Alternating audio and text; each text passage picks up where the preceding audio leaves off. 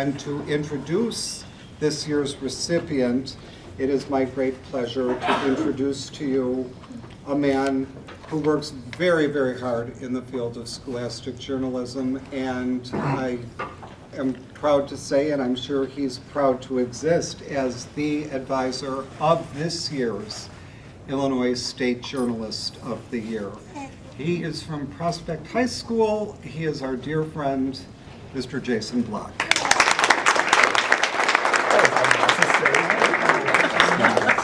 All right, so each year since 2013, the Illinois Journalism Education Association has honored a single outstanding high school media educator who has done exemplary work during this and the previous academic year with the Tidwell Award. It is IJEA's highest honor for journalism teachers and advisors. This year, that outstanding high school advisor is Dennis Brown.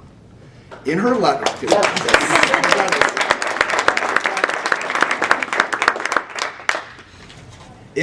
the Tidwell Award judge wrote of Dennis, "The stories of support from Mr. Brown, advisor at Huntley High School, exemplified the kind of stories the very best educators receive. He is beloved by his students who rise to the occasion for him and continue to meet those expectations long after they leave Huntley High School. His publication, The Voice, is top-notch. He puts in as much energy and commitment as he expects from others. He demonstrates by example what commitment to a profession and to a belief is all about. His leadership with NISPA and IJEA, as well as recently with the local committee for the National High School Journalism Convention, are but some of the ways Mr. Brown shows his leadership and his passion for scholastic journalism. Mr. Brown lets others around him shine, but he is the star. Congratulations, Mr. Brown."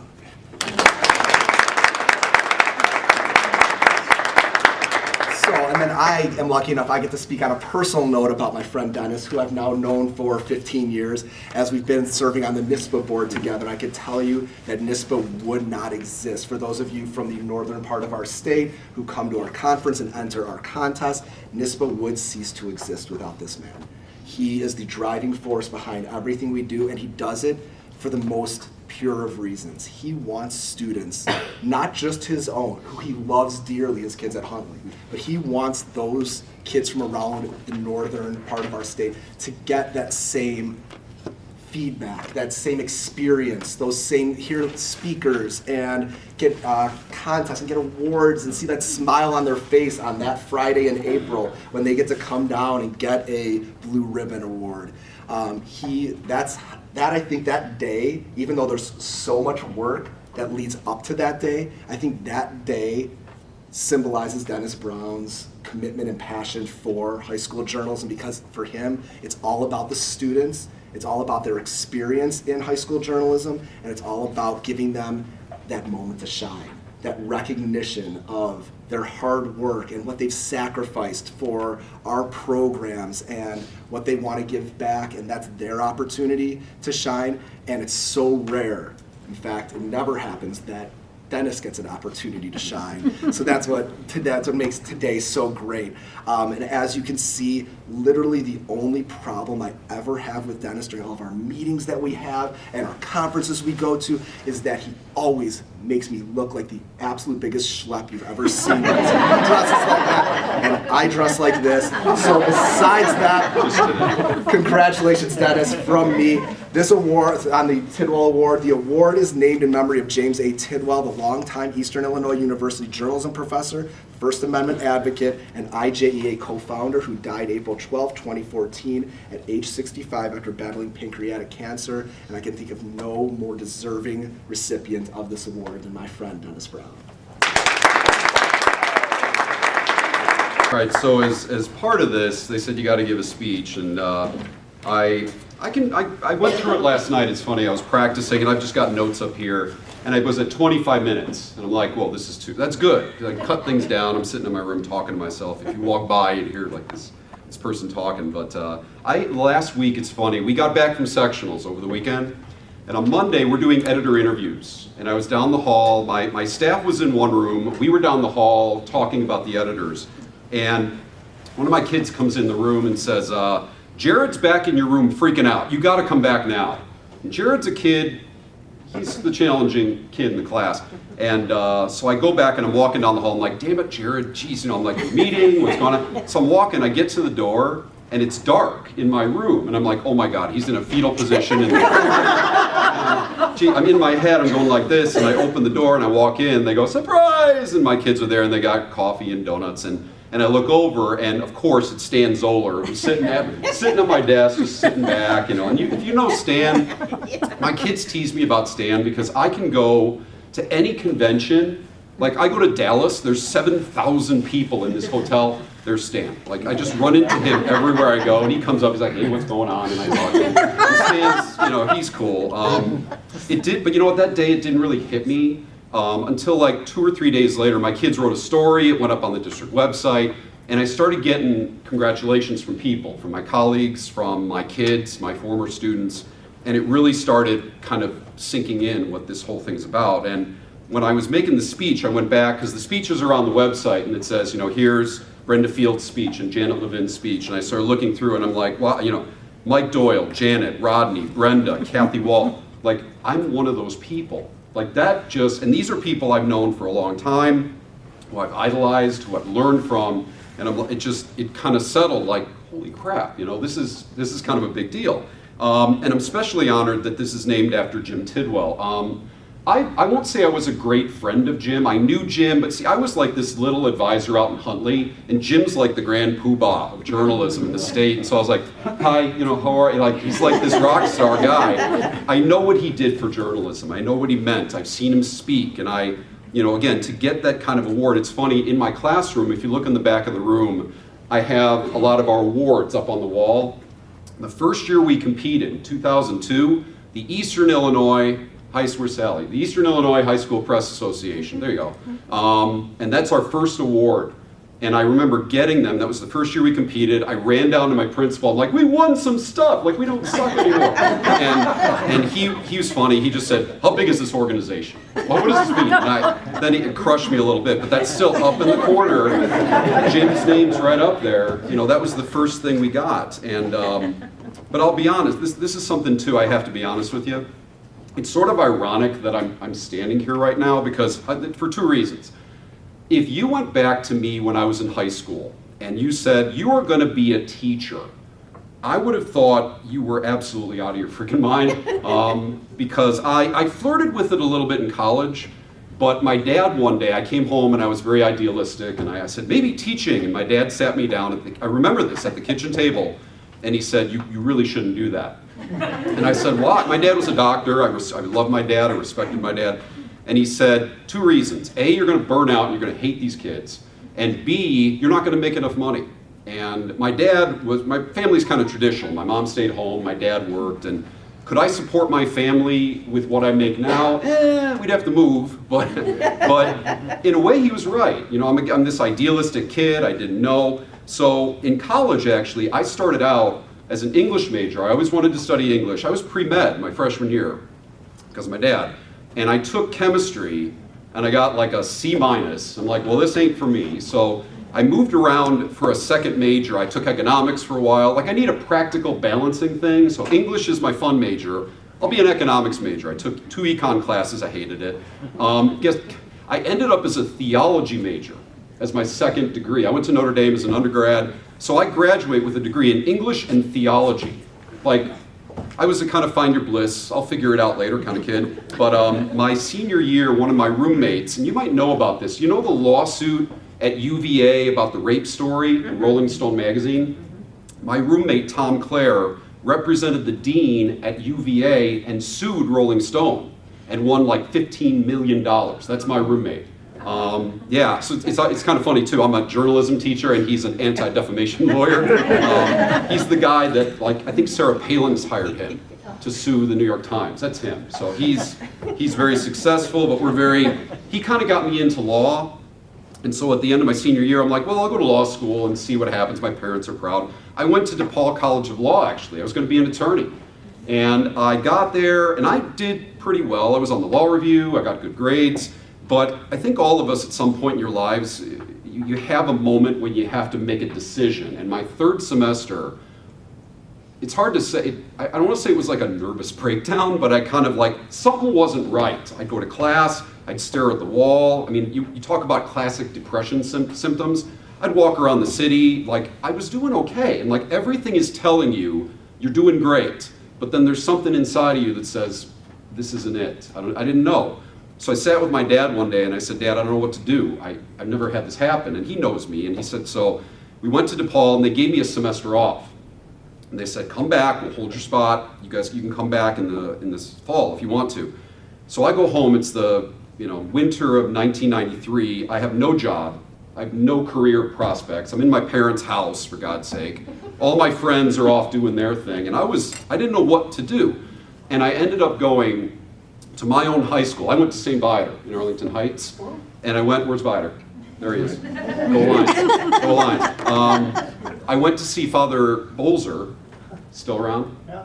Saw Father Bolzer, and he was the principal at the time. And I sat him down and I said, Father Bolzer, I don't know what to do. I said, this is what happened. And I said, there's this little tiny thing in my head from a couple years ago, the conversation with my dad, I might want to try teaching. And he's like, well, Dennis, you have to, Father Bolzer. And he said, in the spring, so this is Christmas time. In January, when our second semester starts, we have 2 theology courses that we need to cover. We are going to hire a part-time teacher. Do you want this job? And I'm like, I wanted to sub. I didn't want to teach. And so, he's like, why don't you just come in and do it? You don't need to be certified to teach theology. I don't know if they do that anymore, but I didn't have to be certified. So I'm like, sure, what the hell, why not? So I have no experience teaching. And he just said, there's this class at the end of the day and freshmen. And what was so weird is I went to Viator. I knew the kids that went there, like their brothers and sisters. So I dress like this every day, and I wore glasses, and I comb my hair real severely. So I looked older than them because I was 5 years older than these kids. And I went in there, and actually it's funny, I had a job at a law firm also in Wheaton. So I lived in Elk Grove. I drive to Wheaton in the morning to go to the law firm. I drive up to Viator and teach from like noon to 3:30. And then I was actually a waiter at a restaurant at Woodfield Mall. So I did 3 jobs for a semester. And what I found was, and this is the thing, like I'm kind of an introvert, believe it or not. Like this isn't so bad, but how am I going to get up in front of kids every day? Like I was terrified. And we didn't have PowerPoint back then. You just did this, And what I found was the law firm, I was bored out of my mind. At Viator, just something worked. It was just like, yeah. And then the waiting job was the waiting job. So I ended up staying at Viator for 3 years. I taught theology there. But then I wanted to get out. I wanted to get out of my own high school and go do something else. So I applied basically to every high school in the northern part of the state. And I got a call from Huntley. I didn't even know where Huntley was when I got the call. And so I drove out on 90. I got off at Route 47. And if you know that area now, there's a lot of stuff. There's a Del Webb community and a Jewel and all this. There was nothing there, like zip. And I'm driving north, and I get to the corner of Main Street and Route 47. On the southeast corner, there was an auto dealership, and it said Eldon Paff's Auto Dealership, biggest car dealer in Huntley. There were like 15 cars. I'm from Schaumburg. I'm like, what is Schaumburg? The auto malls on Gulf Road. I'm like, what the hell is this place? So I go interview at this high school. There's 4 English teachers at Huntley. 4. There were 450 kids in the whole high school. And they offered me a job. And this is kind of transitioning into the second part of this. I put on my resume, willing to advise, and I put, blah, blah, musical theater, sports, whatever. And I put yearbook and newspaper because in high school I was on the staff at Viator. It was the Voyager back then, but they're the Voice now. I was on yearbook and newspaper. I'd never advised. We were never trained. We weren't good, but I'm like, I had 2 different resumes. I had one that said yearbook and newspaper and one that did not. And I sent that one to Huntley. The principal circled that and said, and get this, we want you to teach 5 preps.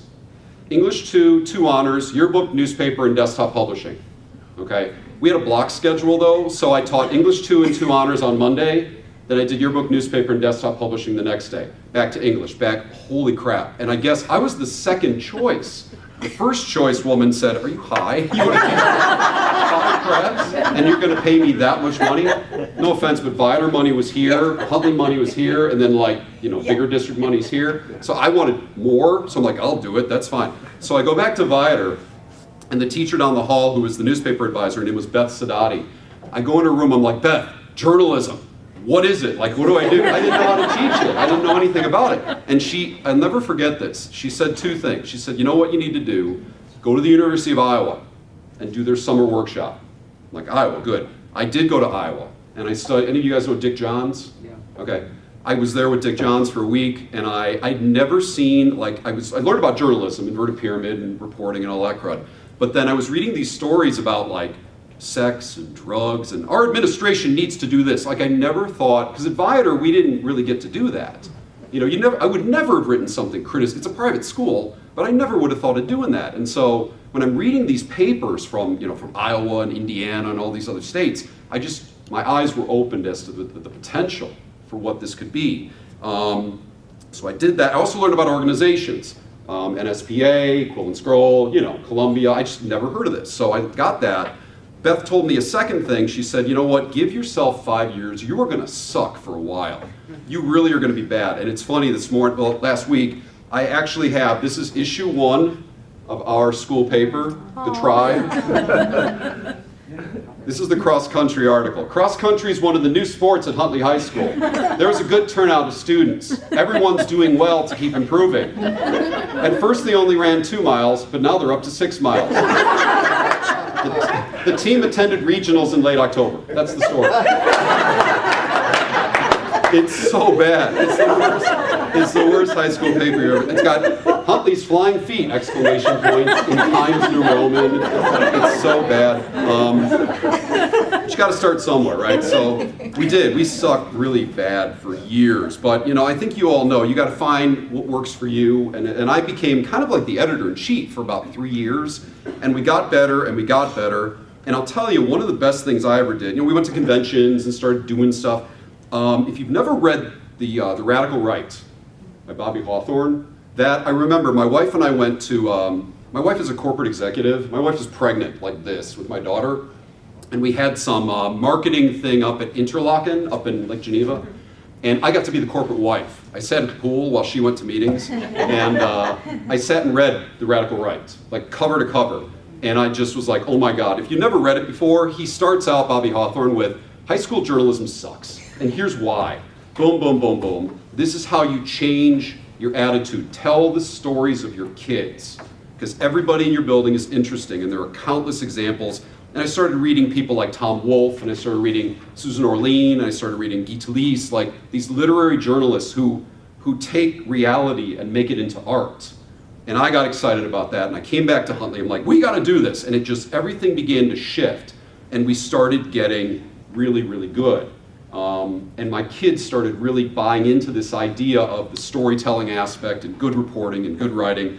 And, to be honest, as I became, again, starting out with nothing. I didn't want to be a teacher, and I didn't want to be, I'm not a journalist. Like some of you guys, I was a journalist first. I wasn't at all. But as I began to advise and the years went on, I began to believe, and I think you'd agree with me, that I think that what we do is the most valid educational thing that is going on in our respective buildings. And it's made my life incredibly rich and great. I always, at the beginning of the year, when my kids are new and I've got them on the first day and they're all, doughy-eyed and bushy-tailed and whatnot, I give them a little speech about what I call, what is my why? Why do I do this? And I give them 4 reasons. Okay, first thing I love is the idea that the kids in my class learn things that they will not learn in other classes. And I don't care, like some of my kids become journalists, most of them don't. And I've had, in fact, a couple years ago, I had a reporter from the Northwest Herald call and say the whole thing about journalism dying. What do you think about your kids? You're teaching them journalism so that their whole lives suck because they're not going to be journalists. And I said, I'm not running a journalism academy. I don't care. Because I have kids who go off and do other things, and they will come back and tell you that this was one of the best things they did, even if they're not journalists. They're given, in my program, they're taught, and I step back, and I watch them do it, and I watch them run meetings, and I watch them plan, and I watch them problem solve. They have high expectations, but they also know, I tell people I'm like the football coach. I'm not the quarterback. I don't line up on the field. They do it. I stand on the sidelines and watch them and make sure we don't get sued because but I don't read every name. I don't check every single quotation. And what happens is the kids, when they're given that responsibility and they're given the expectations, more often than not will do amazing things. And, you know, I don't know if you know, like I've been teaching, gosh, 25 years now. And I've seen these trends come and go. Lately, it's the 21st century skills thing. You ever read that and look at it exactly? Here, listen to this. Reading, writing, creativity, innovation, critical thinking, problem solving, communication, collaboration, flexibility, adaptability, initiative, self-direction, productivity, accountability, leadership, and responsibility. Those are some of the catchphrases. I'm like, that's what we do. Everything there is what we do. And it's funny for me, again, I'm kind of a cynical old guy, but like I didn't start with this and make journalism because of that. I did journalism and then went through the list. I'm like, yeah, we do that. Like I don't start with the state standards. I kind of go, yeah, we do that. Yeah, it's not what I started. It shouldn't be that way. But if you do journalism right, we do it. We do all these things, okay? And like I said, most of my alums are not journalists. I have a few here and there, but I remember one year I went to a graduation party. One of my seniors, a girl named Randy Peterson, graduated in 2013. She was the valedictorian. Randy now is an aeronautical engineer with Boeing, not a journalist. And I went to the graduation party, at her mom and dad's house. Her dad pulled me aside and he said, you know what, thank you for doing this for my kid. Because I remember when Randy started, she's this little shy sophomore, kind of a weird kid. She had like a Star Wars backpack with Yoda on it, kind of an eclectic kind of weirdo, you know, but brilliant girl. Just really shy and quiet. Her senior year, she's the editor. She's standing in front of the class. She's running the meeting. They're writing the editorials. She's laid out the paper. And her dad said, like when she sold ads, my kids have to sell ads for me. It's not the money, it's the go in and talk to somebody, shake their hand, look them in the eye, take care of a customer. So many of my kids said that was the thing that stuck with them. I'm not a journalist, but selling ads was one of the best things I ever did because we all have to sell something, right? You go sit at a job interview, you got a half an hour, impress me.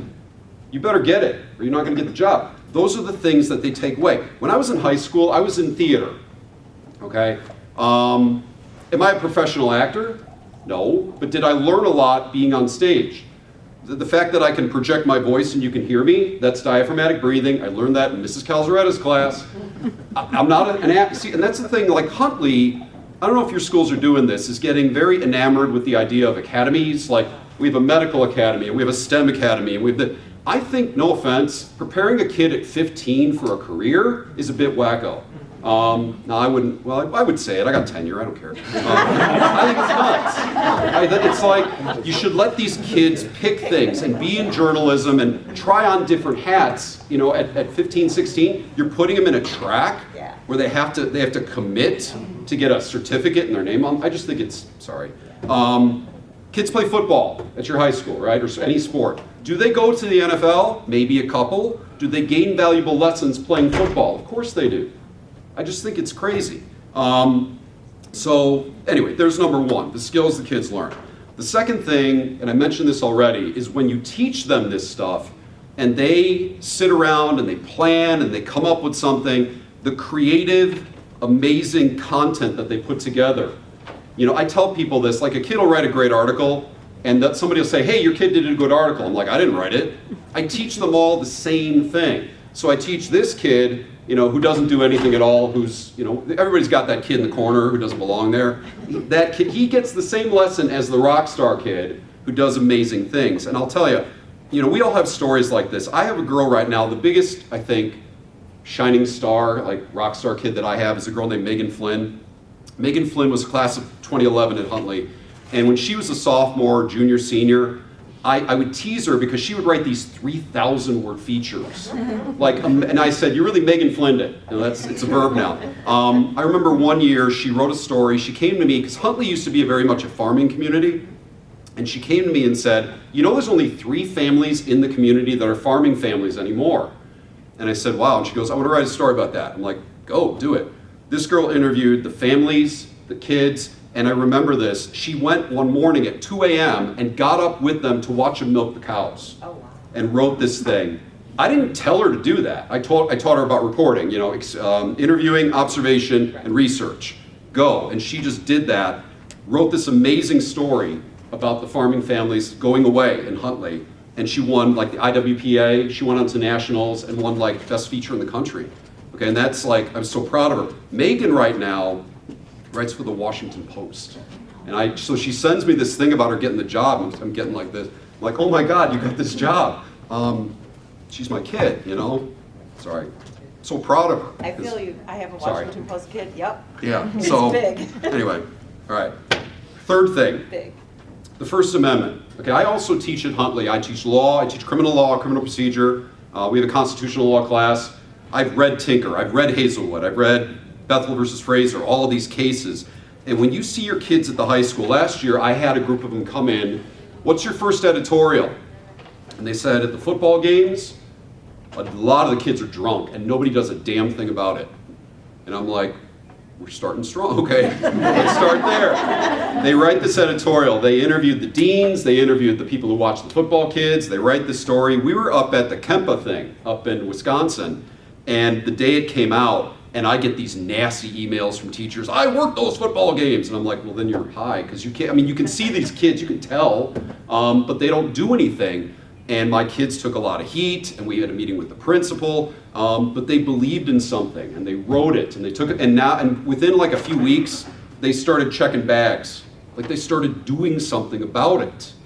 And when I see these kids, you know, for example, we've had articles about transgender kids at our school, weapons at school, sexual assault, drug use, positive body image, you name it. We've done all kinds of things where the kids sometimes support something, but sometimes they don't. They know their rights, and you know what? It's neat to see these kids just as Americans, like taking a stand and saying, this is wrong, especially in this era that we're in now, okay, with our president and his enemy of the people bullshit, sorry. The fact that my kids are learning what it means to be an American, what the First Amendment means, what it means to hold people who are in power accountable. You know, I just see that in them. Again, they're not looking for trouble. They're looking, and I always tell them, I said, don't write something unless you're going to make this place a better place. Do not just tear something down. Suggest something and make this community or this school a better place. We are teaching these kids to do that, you know, and that's a big deal. I believe, honest to God, I saw an article a few weeks ago with all this Trump crap that's going on, that journalists are saving this country, holding him accountable, calling out every single BS thing that he's doing. I think they're saving the country. I'm not just saying that. We're watching this happen, you know? And it's our students in our classes where they're taking that first step. And that is inspirational. Fourth thing I tell my kids is, why do I do this? Because of the people that I've met, okay? And that's, you know, you guys. So many of you guys in this room are not only friends of mine, but you're people I admire, who I've learned from, the NISPA board people, Brenda, Jason, Mitch, Karen, Tara, Dean, Bradshaw, Laura, our yearbook advisor, Lauren Teeter, Sally, Stan, Randy, Dave, like I go through all of you guys. It's your friendship that matters to me, but also I learned something from all of you. Some of you guys, when I first started, like with Tidwell, I was like this dorky little, I'm like, oh my God, Jim Tidwell. What do I say? It's like Bruce Springsteen. Because it's not just knowing him, but learning from him. I've learned from so many of you and met so many of you. And in addition, it's my kids. You know, I was talking to Sally at the beginning here. My daughter's prom is tomorrow. And my daughter's a senior in high school. My son's a sophomore at Loyola. I started when they were little kids. You know, the kids would come to my house for Christmas and would play with my children. And now I tell them, you know, well, he's a sophomore at Loyola. And they're like, oh my God. And these are kids who are now 30. You know, but we all have students that have been so important in our lives. And I've been to weddings, I've been to baby showers, I've been to graduation parties. I've been to Starbucks more. I don't drink coffee, it makes me jittery. But I've been to Starbucks, God, I don't know, a dozen times a year. There's some alum who calls me and says, let's do something. In fact, tomorrow at 9 a.m., I have a girl who graduated in 2009. Her name is Devin Thompson. I haven't seen her since she graduated. And I do this thing on Facebook. If you don't have a Facebook alumni group, you should get one. It lets you keep in touch with all these people and see what they're up to. And I've started this year posting, like if it's a kid's birthday, so some kid who graduated in 2002, I go find a photo of them from 2002 and I put it up. I'm like, hey, happy birthday. And I find the most embarrassing picture I can find. And some of them, like back in the late 90s, I don't have digital pictures. Like I gotta scan the yearbook and find it. But I said, starting in January, throughout this year, I'm gonna post every single kid that I can find. And so I posted Devin's pictures. She's like, oh, thanks. I haven't been in Huntley in 6 years. And I'm coming home this weekend. You want to have coffee? Tomorrow at 9 o'clock, Route 47, I will sit with Devin Thompson and hear that. You know what I mean? That's the thing that really means something, you know? And I'll be honest, this award is a real nice thing for me. I don't know if some of you guys know this. First semester was not a good semester for me at Huntley. We had 27 kids when I started. But Huntley is very big into pushing these academies and these sexy new initiatives. And I'm like, we're an award-winning program. And it's like, yeah. Well, we have an academy. Like, that's how they are. And again, I'm not, but it is what it is. I started with 27 kids. I had 7 of them quit first semester. In fact, I had one girl quit in the middle of December, like 2 weeks before the end of the semester, because she hated it so much. She took a withdrawal failing and left my class. And I was just, it's like, I'm done, I'm sick, I can't. If this school doesn't care, I don't care. You know, I felt like that in November and December. But I went to Chicago, and one of the guys that I saw speak was this guy from South Carolina who did a thing about recruiting. And you ever go to a session where it like changes their whole whatever? This guy, it was an amazing session. And I came out of that thing like, you know what, if this ship's going down, I'm gonna do everything I can. I'm not gonna watch this happen. And so my kids and I got mad. We recruited, I wrote emails to parents, I wrote emails to kids. The email I wrote was something like, I'm a dad too, and you want the best educational bang for your buck, here's why your kid should be in my program, da, da, da, da, da. And we had a recruiting breakfast in early January. So I sent out RSVP things to the kids. We had 400 kids on our recruiting list, okay? We just carpet bombed it. And 80 kids responded, we're coming to the breakfast. My kids are funny, they're like, give them food, they'll come. I'm like, I'll buy food. I drive out to Country Donuts, I load up, I had like, I don't know, 15 dozen donuts in my car, and I could not fit, it was a fire hazard. We had so many kids in my room, it was crazy. And I'm like, this is good. My department chair came to me about a month and a half ago, he goes, have you heard about your numbers yet? I'm like, no, what is it? You have 78 kids.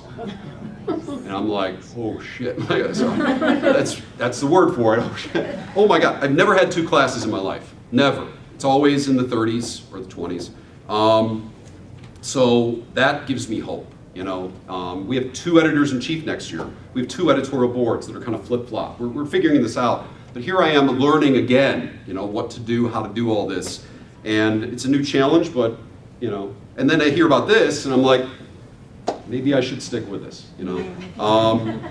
So to kind of finish this up, guys, you know, you know this, but I'm just going to say it because I think we all need to hear it once in a while. You are changing the lives of these kids. You are. You're teaching them things that they will never learn in other places, whether they're journalists or lawyers or doctors or aeronautical engineers, right? Or just solid American citizens who are thinking participants in this country. You have kids who are responsible, leaders, creative kids. And as I said, I think that this is the most important educational work going on in your buildings, whether your administration knows it or not. I know it, you know it. So keep that in mind. And, you know, to kind of tie this thing back up, I think I could have been a doctor, I could have been a lawyer, but this is where I belong. And that's, you know, so thank you guys.